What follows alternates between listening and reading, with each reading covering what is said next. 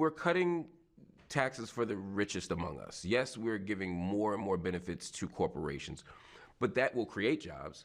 That will allow us to take risks. That will allow us to spark innovation.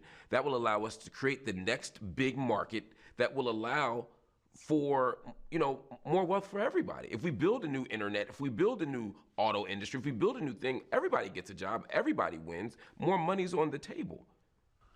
This was a reasonable argument. I don't think it was ever true.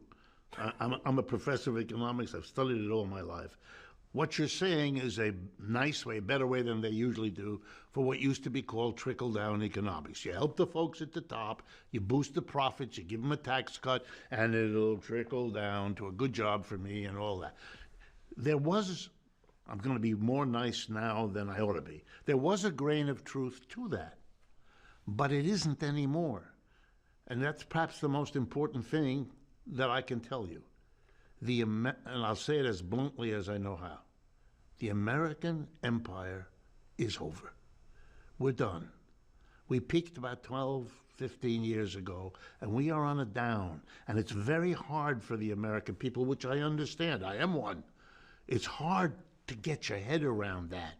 We've had a century of on the way up, which is a lot more fun than on the way down. But it does happen to every empire. We're only the latest. Look at the British, how far they've fallen. We're in that process. So the problem with the trickle down is, yeah, there might be more jobs, but they're going to be created in China. They're going to be created in Brazil. They're going to be created in India. They're not created here. How do you compare this moment of slashing, particularly in the federal government, to say the 90s when Bill Clinton did something somewhat similar? Right. Is this just a partisan disagreement, or are there substantive differences? No. Again, and I know this is difficult for people to hear, this is a cut based on desperation. This is an economy that is indeed, we have the greatest level of corporate debt this country has ever seen, off the chart. The greatest level of personal debt, and we have the greatest level of government debt. Our government debt is now trillions of dollars greater than our annual output. That was not the case in the 20th century. It is the case now. What you're seeing is desperation politics. The whole Trump phenomena ought to say to you, wait a minute, these jerky moves that are out of whack, right? In recent days, we have seen the decision of the Trump administration to kiss the war in Ukraine goodbye. We're not doing that no more because we can't afford it. We can't keep funding a war, which, by the way, the West is losing, as anybody who pays attention knows. All of these things are signs of what? Of a country that is in trouble, and is it turning on its friends because it can to save itself. We're going to take over, we're going to get your energy for nothing. We're going to, make you build the wall, you in Mexico. Look what the genius in a way of Mr. Trump is that without understanding it, because clearly he doesn't, he feels in his own way, the way lots of people do, that there's something that necessitates going way beyond what has been done because our need as a society is beginning to show up. Look, let me give you a simple example. The best electric vehicles in the world right now, but by uniform global agreement, are produced by something called the BYD Corporation, which probably most folks have never heard of, which is Chinese. BYD, the initials, BYD. They make the best quality, cheapest electric car and truck. All right. You don't see them anywhere in the United States. Why not? Because Mr. Trump put a 27% tariff on them, and Mr. Biden raised it to 100%. So let me give you an example. Wow. If you wanted to buy a $30,000 BYD electric vehicle, which you could do, that's what they charge. That's why it's so good.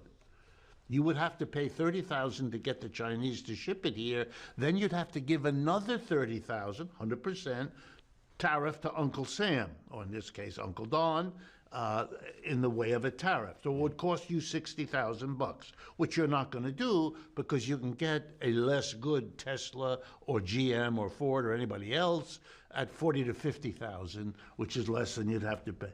But here's the problem. I was going to say, because right now this sounds like a good plan to a lot of people. Trump has said, I'm going to do this not just to China, gonna although do he's it to going everybody. he's going to double existing tariffs to China, obviously, Right. but Mexico, Canada, everybody. If we intensify the tariffs, the scenario you just painted will happen, and people will be forced to buy U.S. stuff. Right. Which then it creates U.S. jobs, which again stimulates the economy. All right, let me be the economist. Okay, that's good for the Tesla company, which I'm sure is purely coincidental, and GM and Ford and the others. Good, and they'll maybe be able to hold on to some jobs. Good, but now let's follow the bouncing ball, because that's my job as an economist. Yeah. Everywhere else in the world, every company in Asia, Africa, Latin America that competes with an American company that has to buy a truck as part of its business will go to China and buy the best truck at the lowest price, $30,000, the best truck. No American company that competes with them will do that. And you know what that means? Those companies will be able to charge a lower price because they have better inputs than the American company, which doesn't. In the long run, that will lose Americans' jobs left and right as they're outcompeted by all the rest of the world that can go and buy, and is buying, BYD trucks. If you go to Europe right now and you go on the auto routes all over Europe, you'll see BYD cars and trucks. America is shooting itself in the foot. It may be great politics for Mr. Trump. I'm helping the auto companies and the workers. He'll go to Michigan and give us... Yeah, but what you're doing is diminishing the capability of the United States to hold on at a time when its footprint in the world is shrinking.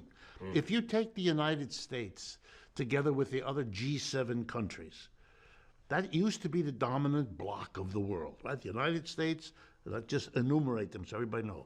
Canada, Japan, Germany, France, Italy, and Britain, okay? The G7, and I'm going to add up all the GDP, gross domestic product, total output of goods and services of all of those 7 countries, U.S. and its major allies. And now I'm going to compare it to the gross added up GDPs of China and its allies, known now as the BRICS. Okay, you add up the United States, about 28% of world output. You add up China and the BRICS, it's 35% of the world output. We aren't the wealthiest bloc in the world. We're number 2. And that's new. And that changes everything.